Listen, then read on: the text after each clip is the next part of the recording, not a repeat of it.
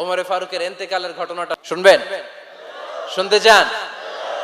উনি স্বপ্নে দেখলেন একটা লাল মোরগ ওনাকে 3টা ঠোকর মেরেছে। কয়টা? উনি জুমার নামাজে, জিলহজ মাসের শেষ সপ্তাহে জুমার নামাজে বললেন যে একটা লাল মোরগ 3টা ঠোকর মেরেছে। মুগীরা ইবনে শুবা রাদিয়াল্লাহু তাআলা আনহুর দাস আবু লুলু আল মাজুসি, এই লোকটা খঞ্জর বানাতে পারত। মুগীরা রাদিয়াল্লাহু তাআলা আনহুর দাস। মুগীরা প্রতিদিন 4 দিরহাম করে চার্জ করত, যেহেতু দাস। সে এসে বিচার দিল, আমিরুল মুমিনিন, মুগীরা আমার থেকে বেশি টাকা চায়, জুলুম করে। ওমরে ফারুক বললেন, তাই? তুমি কি কাজ জানো? বলে, আমি খঞ্জর বানাতে জানি। বাড়ি কই? পারস্য। আরে তুমি খঞ্জর বানাতে জানলে তো 4 দিরহাম অনেক কম, সে তো আরো বেশি টাকা নেওয়া দরকার ছিল তোমার থেকে। আবু লুলুর এই কথা পছন্দ হয় নাই। সে কয়, ওমর, তুমি সবারে দয়া দেখাও আর আমার ক্ষেত্রে কঠিন নিয়ম বানাইলা, দাঁড়াও, এই নিয়ম তোমারে আমি দেখাবো। এই রাগে সে বাড়িতে যে একটা খঞ্জর বানালো। কি বানালো? খঞ্জর চিনেন? ছোট্ট ছুরি। কিছুদিন আগে ওমানের সুলতান কাবুস ইন্তেকাল করেছে, জানেন আপনারা? ওনার এই কোমরের মধ্যে খঞ্জর থাকতো, ছবিতে দেখছেন? আরব শায়েখ যারা সুলতান, আমির, কোমরে কি থাকে? ছোরা থাকে, খঞ্জর।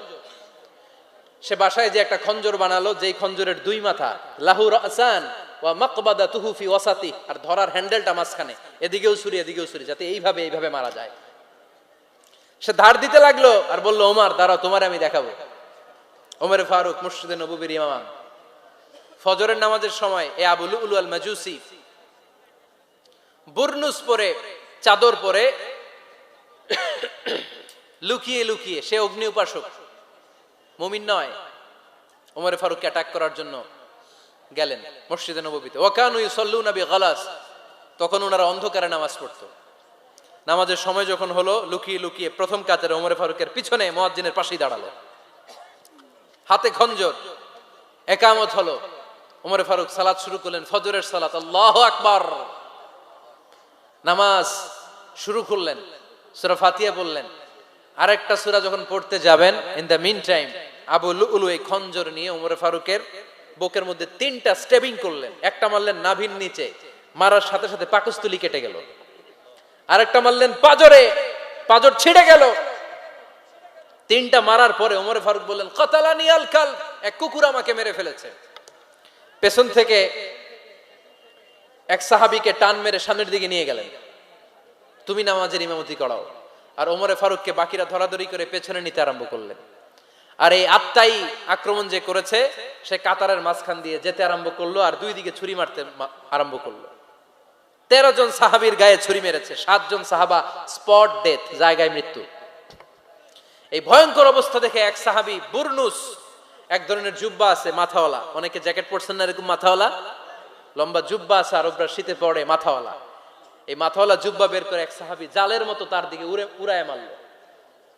ওই বুরনুসের মধ্যে পেঁচিয়ে আবু লুলু মাটিতে পড়ে গেল আর সুইসাইড করে ফেললো, নিজের বুকে নিজে মেরে আত্মহত্যা। যেই সাহাবীকে ইমামতির জন্য দাঁড় করালেন, উনি ছোট্ট সূরা দিয়ে প্রথম রাকাতে সূরা আল কাউসার, দ্বিতীয় রাকাতে সূরাতুল ইখলাস দিয়ে নামাজ শেষ। ওমর ফারুক বেহুশ। ওমর ফারুক কি? হ্যাঁ, বেহুশ। সবাই কান্নাকাটি করতেছে, সবাই দেখতে গেলেন, এখন হুঁশ ফিরে না। মুখের মধ্যে, মুখ খুলে রাষ্ট্রের চিকিৎসক মুখের মধ্যে দুধ দিলেন, ওই নাভি দিয়ে দুধ বের হয়ে যায়, পাকস্থলী কেটে ওখান দিয়ে দুধ বের হয়ে যাচ্ছে। তারা বললো, ওনারে বাঁচানো সম্ভব না, দেখেন হুঁশ ফিরে কিনা। হুঁশ ফিরলে উনার পরে কে আমির হবে, উনি যেন প্যানেল ঠিক করে দিয়ে যায়। সবাই তাকিয়েছে ওমর ফারুকের চোখের দিকে। আল্লাহর মেহেরবানিতে ঘন্টা খানিক পরে উনি চোখ খুললেন। চোখ খোলার পরেই বলেন নাই, ও মা আমি মরে যাই। চোখ খোলার পরে উনি বলেন নাই, কে মারলো আমারে। চোখ খোলার পরে উনি বলেন নাই, আমার পরে নেতা কে হবে। চোখ খোলার পরে সর্বপ্রথম কথাটি ছিল, আসল্লান নাস, আমার নেতৃত্বে যে ফজরের নামাজটা শুরু হয়েছিল, এটাকে ঠিক মতো তোরা পড়েছিলি? আমার নেতৃত্বে যে ফজরের জামাত শুরু হয়েছিল, সেটা ঠিকঠাক মতো সমাপ্ত হয়েছিল কিনা আগে বল। আসল্লান নাস, নামাজটা হয়েছে কিনা বল। সুবহানাল্লাহ করতে পারলেন না? This is Omar, hour super hero. নেতা অনেকগুলো লাগে না, এরকম নেতা একটাই যথেষ্ট, যে গোটা বিশ্বকে কাঁপায় দিতে পারে। চিল্লায় বলো ঠিক কিনা? আমরা চাই আমাদের ছেলেগুলো ওমর ফারুকের মতো বড় হোক। আমরা চাই আমাদের ছেলে মেয়েগুলো খাব্বাব, খুবাইব, সাইয়েদনা আলী, উসমান, আবু বকর রাদিয়াল্লাহু তাআলা আনহুর অনুসরণে বড় হোক, ঠিক কিনা? আমরা একটা ওমর চাই যিনি আমাদেরকে সালাতের শিক্ষা দিয়ে গিয়েছেন, ইন্তেকালের আগে বলেছেন সাল্লান নাস। এজন্য আমরা যেন নামাজ কখনো নষ্ট না করি। আল্লাহর জমিনে দিন বাস্তবায়ন আসাদ্দুহুম ফি আমরিল্লাহি ওমর রাদিয়াল্লাহু তাআলা আনহুর মতো এত কঠোর কেউ ছিলেন না।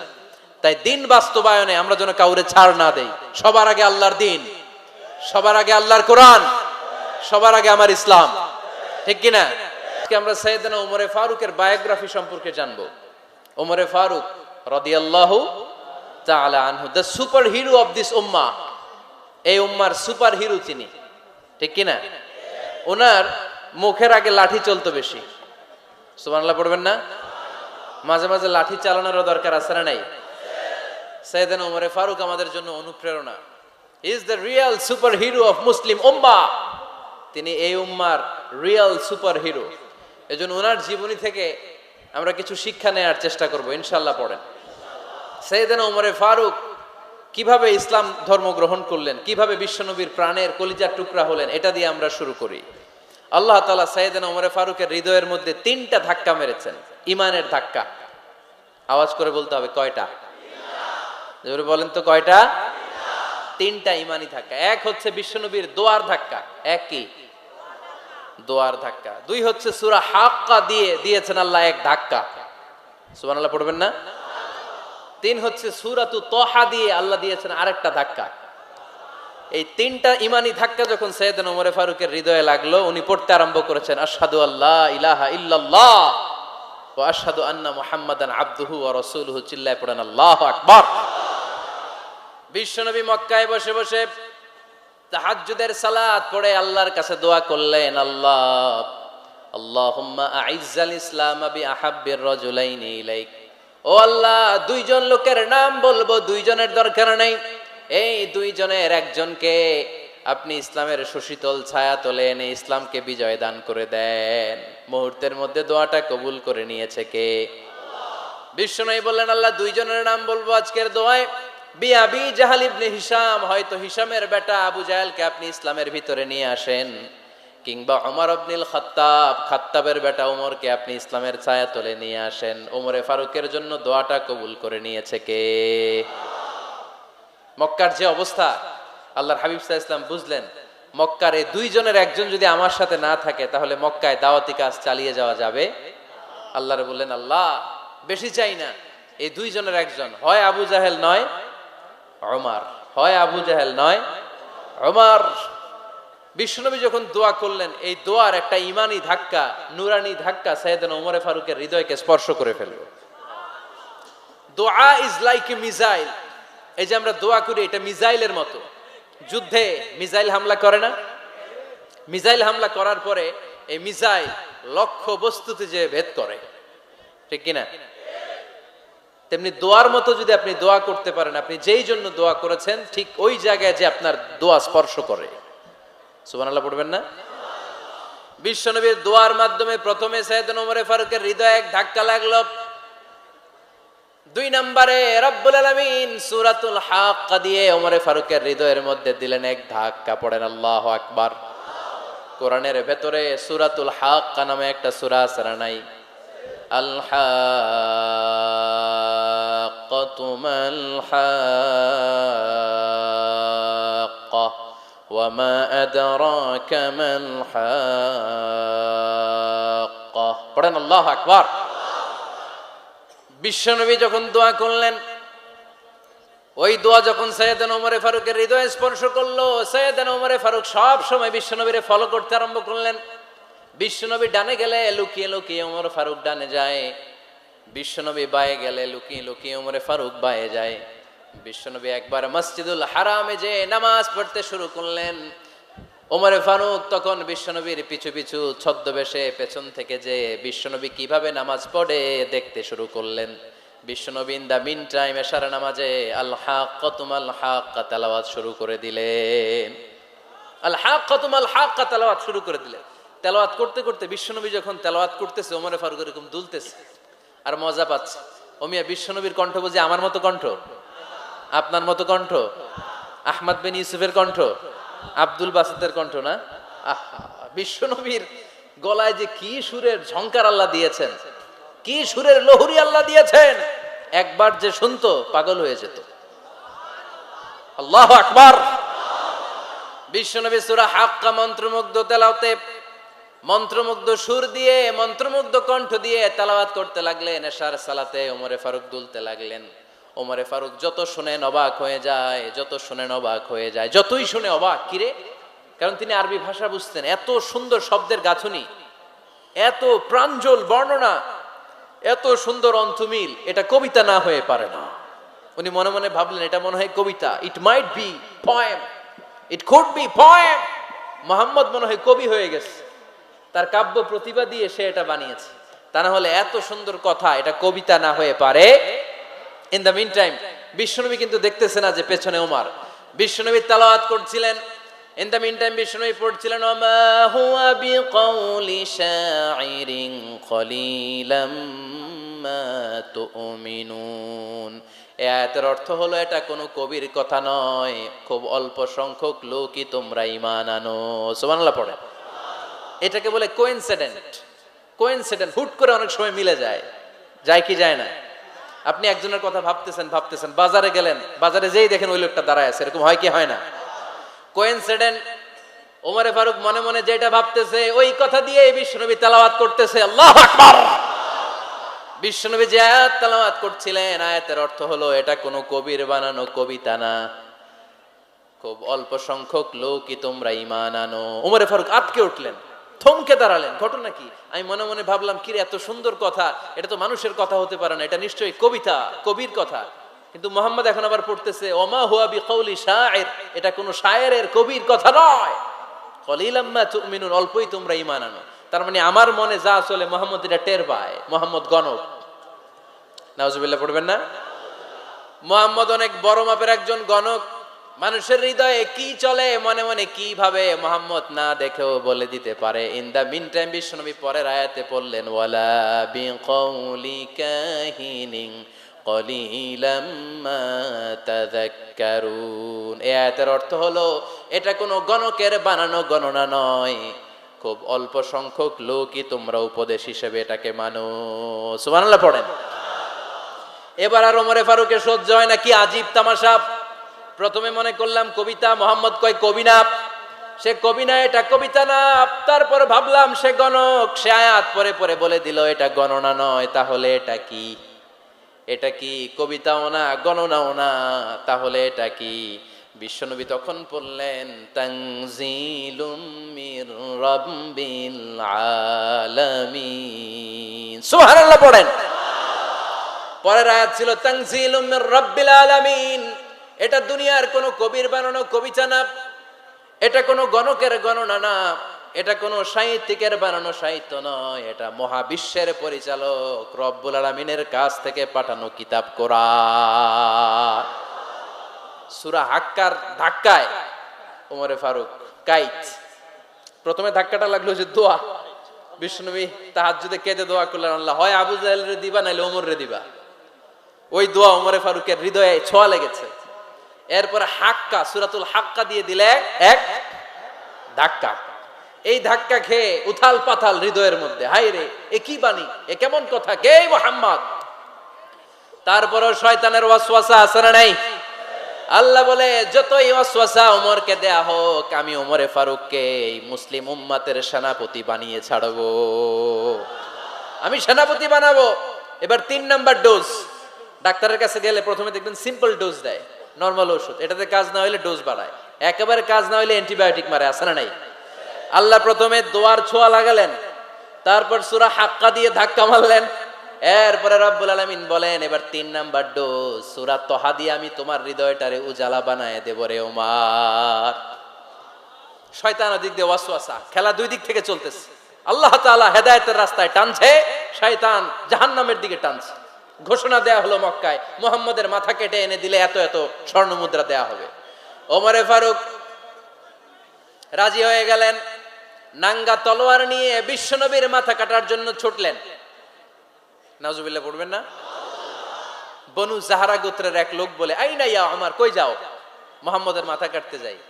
আরে মুহাম্মাদের মাথা কাটতে যাও, তোমার বোন ফাতিমা বিনতে খাত্তাব আর তোমার বোন জামাই সাঈদ কদ সাবা, এরা তো ধর্ম ত্যাগ করে ফেলছে।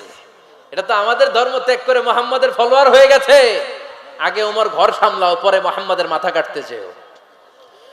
ওমর ফারুক অবাক হয়ে গেলেন, তলোয়ার নিয়ে বিশ্বনবীর দিকে না যেয়ে নিজের বাড়ির দিকে চলে গেলেন। বিশ্বনবীর আপন বোন ফাতিমা বিনতে খাত্তাব, বোন জামাই সাঈদ আর খাব্বাব রাদিয়াল্লাহু তাআলা আনহু তিনজন মিলে সূরা তাহা তেলাওয়াত করছিলেন। পড়েন সুবহানাল্লাহ। মক্কায় লুকিয়ে লুকিয়ে দাওয়াত হতো। খাব্বাব রাদিয়াল্লাহু তাআলা আনহু একটা চামড়ার ফলকের মধ্যে সূরা তাহার কয়েকটা আয়াত এনে ওমর ফারুকের বোন আর বোন জামাইকে শিক্ষা দিচ্ছে, ট্রেনিং দিচ্ছে। সুবহানাল্লাহ পড়েন। লুকিয়ে লুকিয়ে ওমর ফারুক যখন ঘরে চলে আসলেন, এরা তটস্থ হয়ে গেল। সাইয়েদনা খাব্বাব বিছানার তলায় লুকিয়ে গেলেন। ওমর ফারুক বললেন, দরজা খোলো। ফাতিমা বিনতে খাত্তাব দরজা খোলার পরে নির্মম ভাবে সাইয়েদনা ওমর রাদিয়াল্লাহু তাআলা আনহু বোনের গায়ে আঘাত শুরু করে দিল। বোন জামাইকে আহত করতে শুরু করলো আর বলতে শুরু করলো, তোরা পাগল হলি কেন? কি আছে ওই মুহাম্মাদের মধ্যে? কি জাদু নিয়ে সে এসেছে? সে যাই বলে লোকজন পাগল হয়ে যায়, সবাই তার উপর কালিমা পড়ে ঈমান এনে ফেলে। কি এমন জিনিস তোদের কাছে আছে যেটা দেখে মুহাম্মদকে তোরা ভালোবাসলি? কি আছে? কি পড়তেছিলি আমারে দেখা। ফাতেমা বলে, ইন্নাকা রিজসুন লা ইয়ামাসসুহু ইল্লাল মুতাহহারুন। ও আমার ভাই ওমর, তুমি নাপাক। তুমি কি? লা ইয়ামাসসুহু ইল্লাল মুতাহহারুন, পবিত্রতা অর্জন না করে এই কোরআন ধরা যায় না। সুবহানাল্লাহ পড়েন। ওমর ফারুক গোসল করে আসলেন, কারণ ধাক্কা তো আগে কয়েকটা খাইছে। কথা বোঝেন নাই বোধহয়। প্রথমে দোয়ার ধাক্কা, পরে কোন সূরা দিয়ে ধাক্কা? হাক্কা দিয়ে ধাক্কা। 3 নম্বরে এখন আরেকটা ধাক্কা খাবে। গোসল করে আসলেন। ফাতিমা বিনতে খাত্তাব বললেন, গোসল যখন করে এসেছেন, এই নেন। ওমর ফারুক এবার চামড়ার কাপড়ের মধ্যে সূরা তাহার প্রথম আয়াতের দিকে নজর করলেন। নজর করেই কোরআনের প্রেমে পড়ে গেলেন। পড়েন সুবহানাল্লাহ। ওমর ফারুক পড়তে আরম্ভ করলেন, তাহা মা আনজালনা আলাইকাল কুরআনা লিতাশকা ইল্লা তাযকিরাতাল লিমান ইয়াখশা তানজিলাম মিম্মান খালাকাল আরদা ওয়াস সামাওয়াতিল উলা। সুবহানাল্লাহ পড়েন। উনি পড়তে আরম্ভ করলেন, তাহা মা আনজালনা আলাইকাল কুরআনা লিতাশকা, এই কোরআনকে আমি তোমাদের হতভাগ্য জাতি হিসেবে দুনিয়ায় থাকার জন্য পাঠাই নাই। এটা রব্বুল আলামিনের পক্ষ থেকে এসেছে। যারা রবকে ভয় করে তাদের জন্য আছে উপদেশ। যিনি আকাশ বানিয়েছেন, জমিন বানিয়েছেন, ওই আল্লাহ তাআলা নিজেই এই কোরআন পাঠিয়েছেন। আওয়াজ করে পড়তে হবে, আল্লাহু আকবার। উনি খুব ভালো আরবি জানতেন। সূরা তাহা পড়ার পরে আর ধৈর্য ধারণ করতে পারে না। ওমর ফারুক ছোট্ট বাচ্চার মতো কান্না শুরু করে দিলেন। আল্লাহু আকবার। সূরা তাহাটা হাতে নিয়ে, তলোয়ারটা হাতে নিয়ে বিশ্বনবীর দিকে ছুটতে আরম্ভ করলেন। আইনা মুহাম্মদ, কোথায় মুহাম্মদ? তোমরা আমাকে মুহাম্মাদের কাছে নিয়ে চলো। বিশ্বনবী তখন সাফা পাহাড়ের পাদদেশে দারুল আরকাম ইবনে আলকামের ঘরে লুকিয়ে লুকিয়ে কোরআনের দাওয়াত দিতেন। ওমরে ফারুককে পাগলের মতো ছুটে আসতে দেখে বিশ্বনবীর চাচা হামজা ইবনে আব্দুল মুত্তালিব বলল, নবী আপনি পালান। ওই যে খাত্তাবের বেটা ওমর আপনাকে অপমান করার জন্য, আক্রমণ করার জন্য তেরে এসেছে।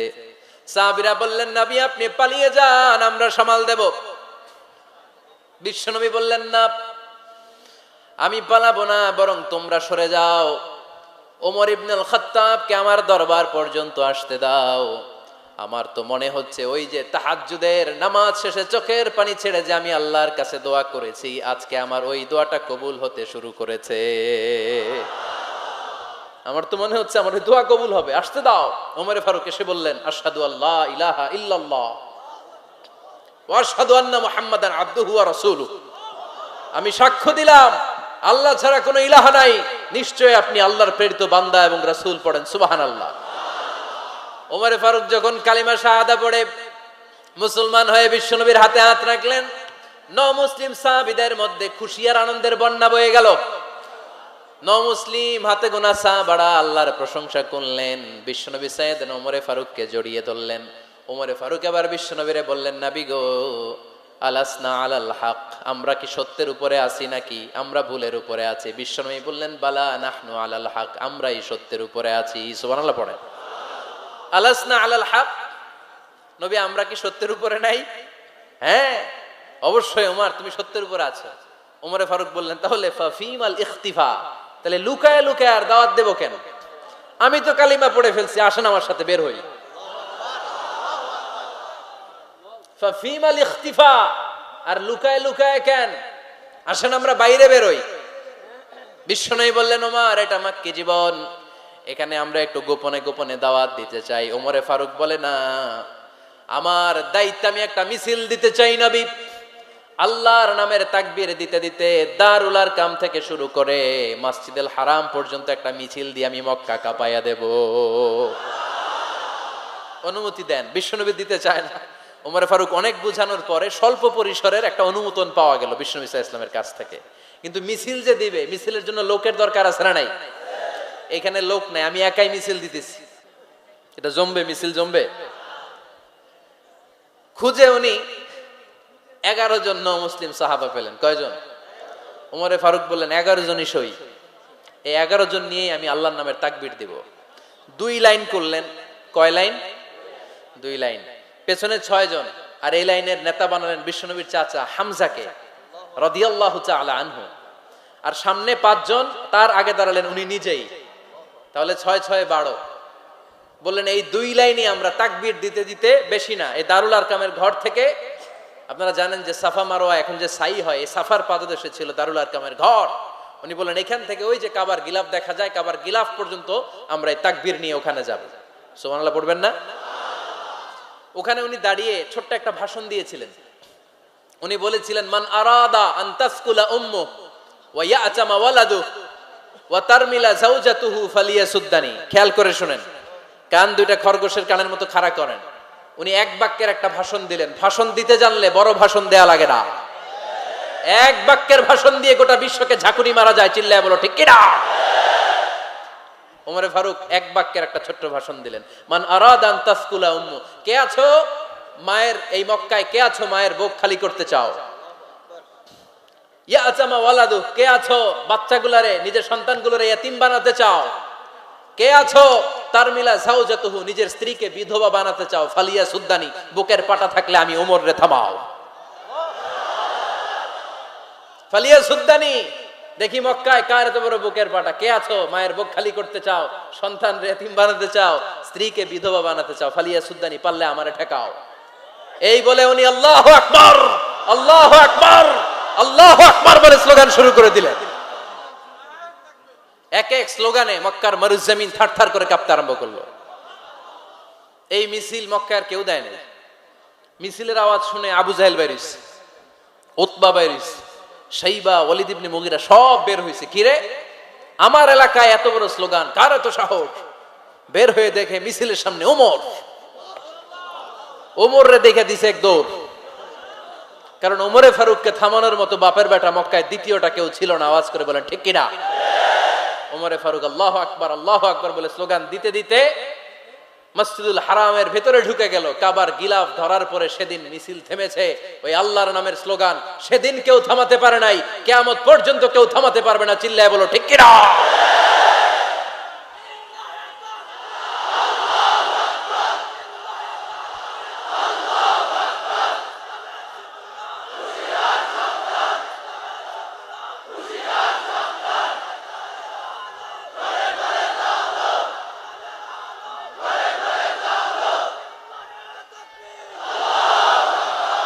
ওই রকম একটা ওমরের দরকার, আমাদের বেশি চাই না। জোরে বলেন ঠিক কিনা? দাও খোদা দাও আমায় আবার ওমর দারাজ দিল, দাও খোদা দাও আমায় আবার ওমর দারাজ দিল, দাও আলীর মতো বীর সেনানি, আলীর মতো বীর সেনানি জাগাতে নিখিল, দাও খোদা দাও আমায় আবার উমর দারাজ দিল। সুবহানাল্লাহ পড়েন। একটা উমর লাগবে, চিল্লায় বলেন কয়টা? ওই উমরের অপেক্ষায় বাংলাদেশ সহ গোটা মুসলিম উম্মাহ, ঠিক কি না? একটা উমরই যথেষ্ট। আমাদের সেন্ট্রাল লিডারশিপ নাই তো, আমাদেরকে এদিকে লাথি মারলে আমরা ওইদিকে যাই, ওদিক থেকে গুতা মারলে আমরা এদিকে যাই।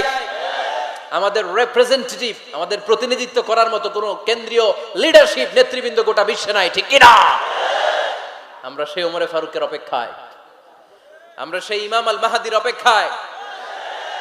এই ওমরে ফারুক আমাদের মডেল, ঠিক কি না? থার্ড ইন পজিশন এই পুরা উম্মতের মধ্যে ওনার পজিশন নাম্বার 3। 1 নাম্বার পজিশন বিশ্বনবীর, কার? 2 নাম্বার পজিশন কার? আবু বকর। 3 নাম্বার পজিশন কার? ওমরে ফারুকের। বিশ্বনবী বলতেন লা নবিয়্যা বা'দি, লা নবিয়্যা বা'দি, আমার পরে কোনো নবী নাই। ওয়ালা রাসূলা, আমার পরে কোনো রাসূলও নাই। আমার নবীর পরে আর কোনো নবী আছে? আমার নবীর পরে আর কোনো রাসূল আছে? এই যে কাদিয়ানি যে একটা সম্প্রদায় আছে, এরা কি মুসলিম নাকি অমুসলিম? মুসলিম সম্প্রদায়ের সাথে এদের কোনো সম্পর্ক নাই, চিল্লায় বলেন ঠিক কি না? এরা যদি মুসলমান হতে চায়, আমার নবী দ্য লাস্ট মেসেঞ্জার বিশ্বনবীকে খাতামুন নবী হিসেবে সংবাদ সম্মেলন করে গোটা বিশ্বকে জানাই দিতে হবে, তারপরে তাদেরকে আমরা মুসলিম হিসেবে স্বীকৃতি দিব, চিল্লায় বলেন ঠিক কি না? তা না হলে তারা কোন ধর্মের এটাকে জানাই দিতে হবে। No inferiority complex, no identity crisis. Identity ক্রাইসিসে থাকা যাবে না, আপনারা কোন ধর্মের এটা জানায় দেন।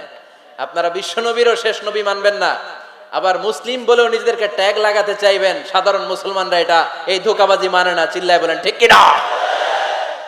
আমার নবীর পরে কোনো নবী নাই, আমার রাসূলের পরে কোনো রাসূল নাই, ঠিক কি না? আল্লাহর হাবিব বলতেন লাউ কানা বা'দি নাবিয়্যুন লাকানা উমর, তবে আমার পরে যদি নবী হওয়ার যোগ্যতা কারো থাকে, আমার ওমরের ওই যোগ্যতা আছে। সুবহানাল্লাহ পড়েন।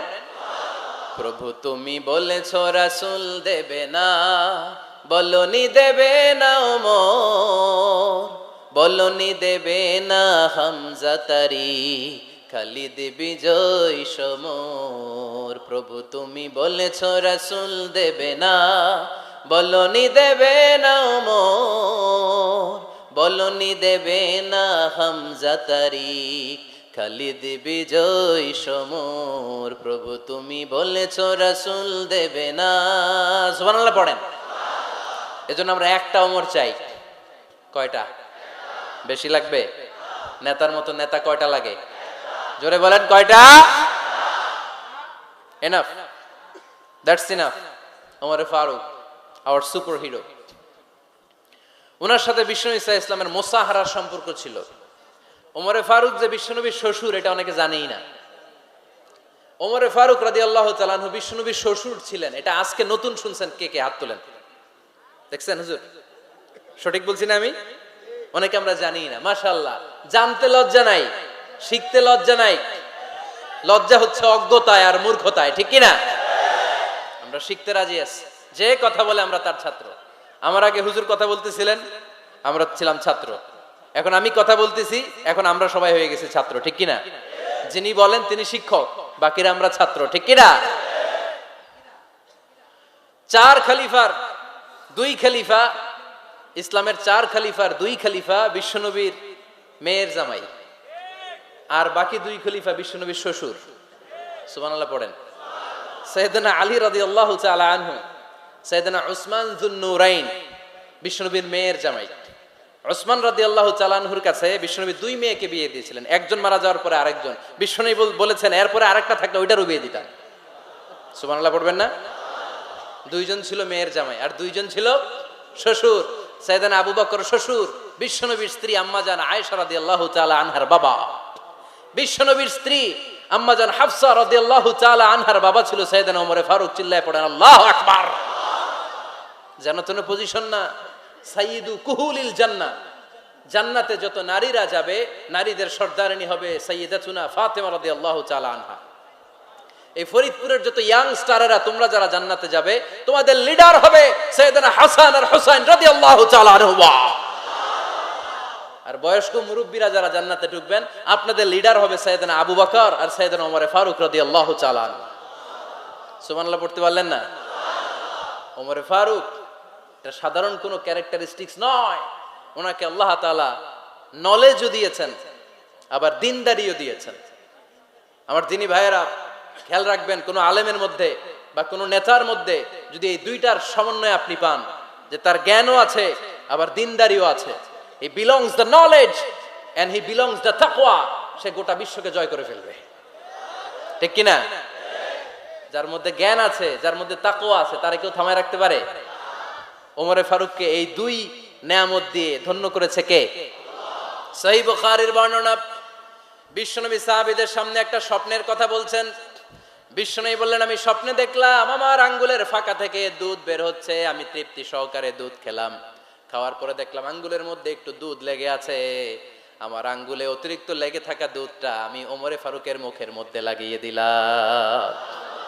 সাহাবারা বললেন, ইয়া রাসূলুল্লাহ, ইয়া হাবিবাল্লাহ, মাযা আওয়ালতা বিহি, এই স্বপ্নের আপনি কি ব্যাখ্যা করলেন, আমরা তো বুঝলাম না। বিশ্বনবী বললেন, আওয়ালতু বিহি আল ইলম, আমি এই দুধ দিয়ে জ্ঞানের ব্যাখ্যা করেছি, কারণ ওমরকে আল্লাহ যেই জ্ঞান দিয়েছে গোটা বিশ্বের কাউকে এত জ্ঞান দেয় না। এজন্য স্বপ্নে যদি কেউ দেখেন যে আপনি দুধ খাচ্ছেন, তার মানে আল্লাহ তাআলা আপনার জ্ঞান বাড়ায় দিবে। ওমরে ফারুককে দুধ খেয়ে অতিরিক্ত দুধের অংশটা বিশ্বনবী আবু বকর রাদিয়াল্লাহু তাআলা আনহুর মুখে দেন নাই, সাইয়েদনা উসমানের মুখে দেন নাই, আলী রাদিয়াল্লাহু তাআলা আনহুর মুখে দেন নাই। স্বপ্নে ওই অতিরিক্ত লেগে থাকা দুধটা বিশ্বনবী ওমরে ফারুকের ঠোঁটের মধ্যে লাগিয়ে দিয়েছেন। এই হাদিস থেকে প্রমাণ হয় আল্লাহ তাআলা জ্ঞানের নেয়ামতে সাইয়েদনা ওমরে ফারুককে ধন্য করেছেন। আবার বুখারীর বর্ণনা, বিশ্বনবী সাল্লাল্লাহু আলাইহি ওয়াসাল্লাম আরেকটা স্বপ্নের বর্ণনা দিচ্ছেন। তিনি বললেন, তোমাদের সবাইকে স্বপ্নে আমার সামনে দাঁড় করানো হলো। আমি দেখলাম তোমাদের কারো জুব্বা নাভি পর্যন্ত, কারো জুব্বা হাঁটু পর্যন্ত, কারো জুব্বা টাকনু পর্যন্ত।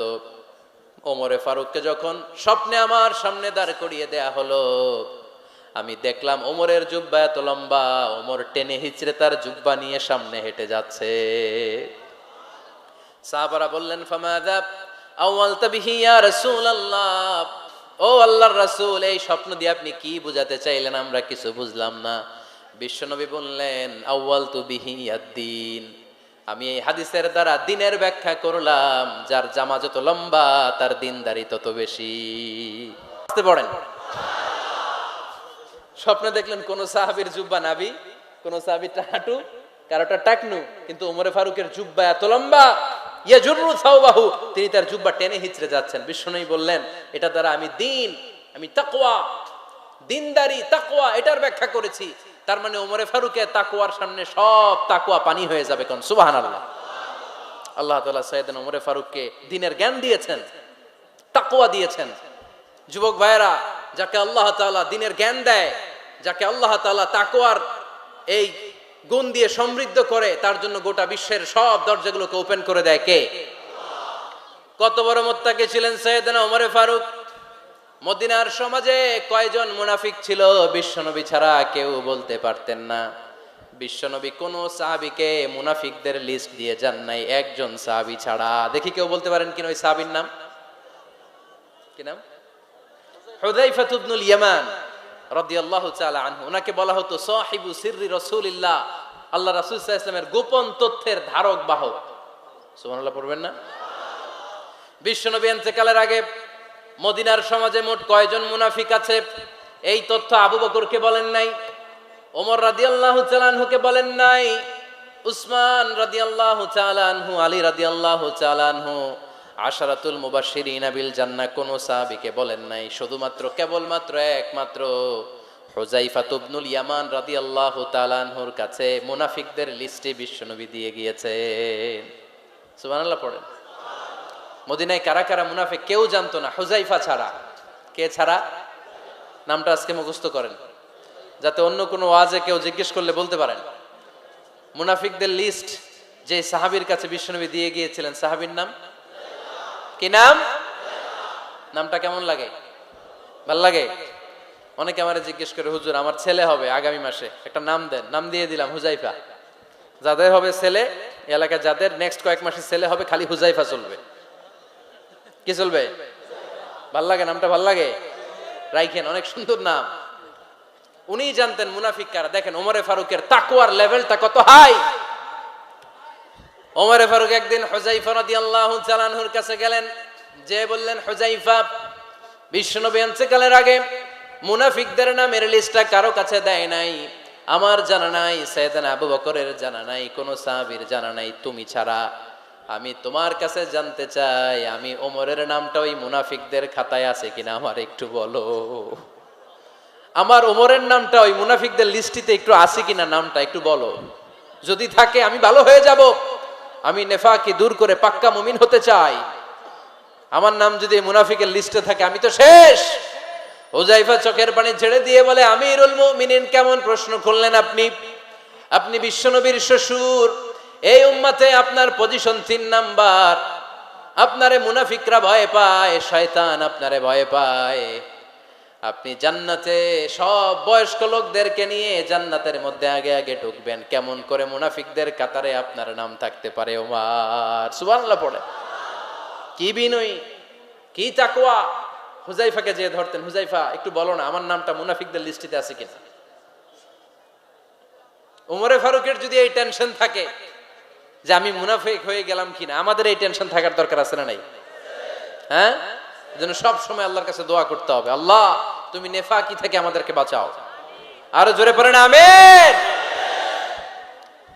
আপনারা ওঠা বসা শুরু করলেন কেন?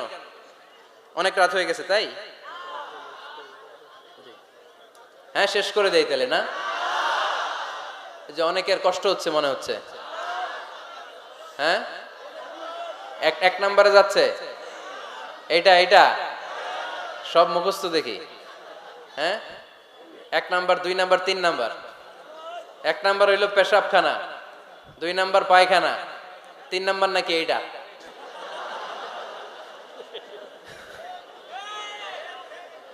আছে না নাই?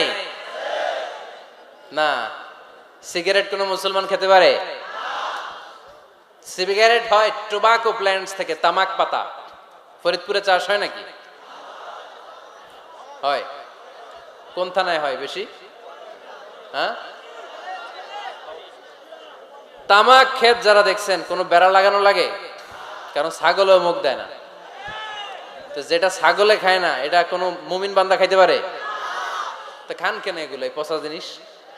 হ্যাঁ, এই পৃথিবীতে বিড়ি আর সিগারেটই একমাত্র খানা যেটা টয়লেটে ঢুকে খাওয়া যায়, তাই না? পৃথিবীতে সিগারেট আর বিড়ি একমাত্র খাবার।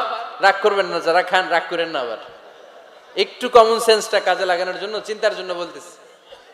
এটাই পৃথিবীর একমাত্র খাবার যেই খাবারের গায়ে এই খাবারের বদনাম লেখা থাকে, স্মোকিং কজেস ক্যান্সার।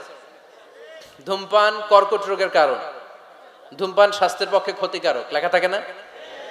আচ্ছা ধরেন ফরিদপুরের একটা কোম্পানি নতুন চানাচুর বের করছে, ওই চানাচুরের গায়ে লেখা, এই চানাচুর খাওয়ার 1 ঘন্টার মধ্যে বমি শুরু হবে আর ডায়রিয়া হবে।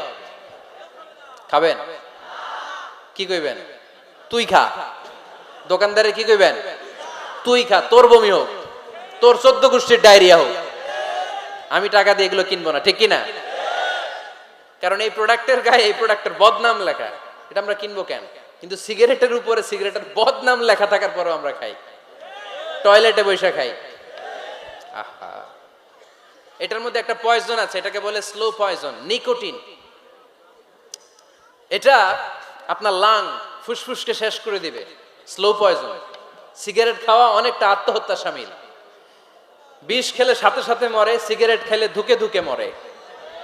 আর সিগারেট থেকে হিরোইন, গাঁজা, ফেন্সিডিল, ইয়াবা, ম্যারিজুয়ানার পথে মানুষ পথ বাড়ায়, পা বাড়ায়, তাই না? এগুলো খাবেন না। ওয়ালা তুলকু আইদিকুম ইলা তাহলুকা, নিজে নিজেকে স্বেচ্ছায় ধ্বংসের দিকে ঠেলে দিও না। জীবনটা অনেক সুন্দর, জীবনটা অনেক রঙিন, আল্লাহর দেয় জীবনটাকে উপভোগ করার দরকার আছে না নাই? এই জন্য সিগারেটকে এই ফরিদপুরের প্রোগ্রাম থেকে আমরা আজকে নো বলে দিলাম। কি বলে দিব? আওয়াজ করে সবাইকে, আমরা সবাই একসাথে বলবো, সিগারেটকে কি বললাম?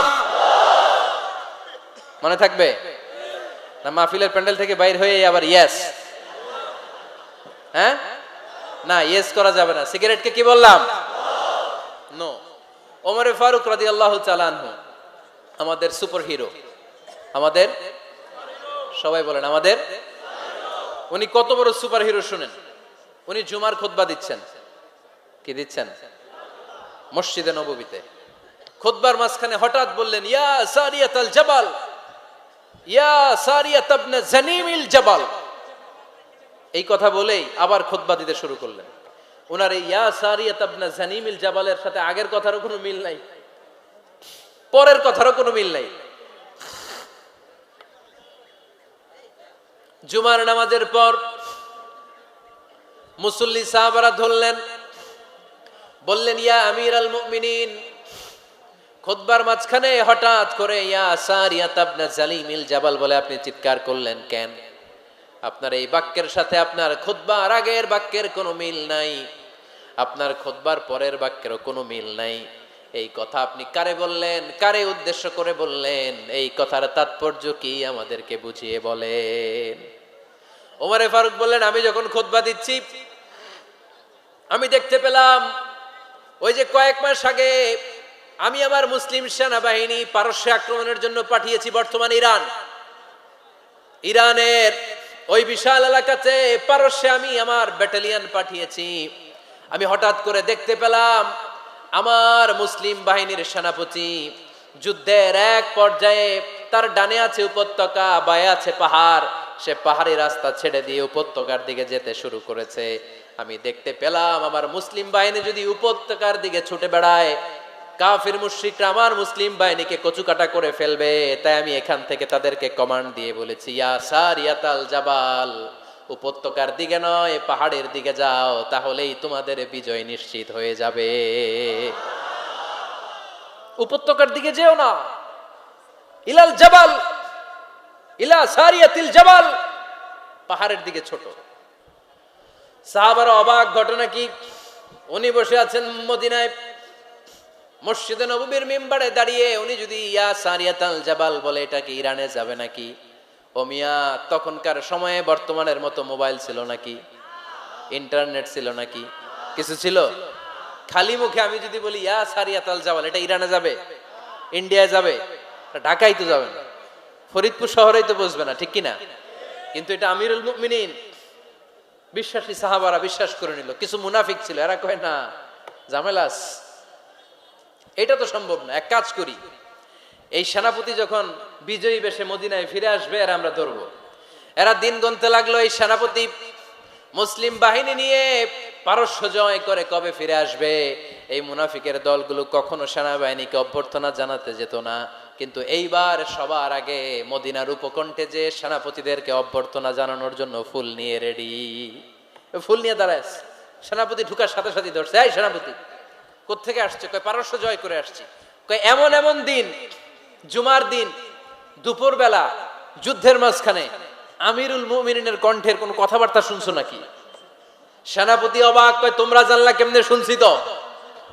সুবহানাল্লাহ পড়বেন না? আমরা যুদ্ধে একটা ভয়ঙ্কর অবস্থার মধ্যে ছিলাম, পেছন থেকে শত্রুরা আমাদেরকে আক্রমণ করতে শুরু করে দিল। ডানে যাব না বায়ে যাব, সামনে যাব নাকি পেছনে যাব, রাস্তা খুঁজে পাচ্ছি না। ডান দিকে ছিল আমাদের উপত্যকার রাস্তা, বাঁ দিকে ছিল পাহাড়ি পথ। আমরা সোজা পথ হবে মনে করে উপত্যকার দিকে ছুটতে আরম্ভ করলাম। হঠাৎ করে আমিরুল মুমিনিনের কণ্ঠ বজ্র কণ্ঠে আমার কানের মধ্যে ভেসে আসলো। আমার মনে হলো আমিরুল মুমিনিন কেমন যেন আমাকে কমান্ড দিচ্ছেন আর বলছেন, ইয়া সারিয়াতাল জাবাল, ডান দিকে উপত্যকার পথে নয়, তাড়াতাড়ি পাহাড়ের দিকে সৈন্যবাহিনী নিয়ে উঠে যাও।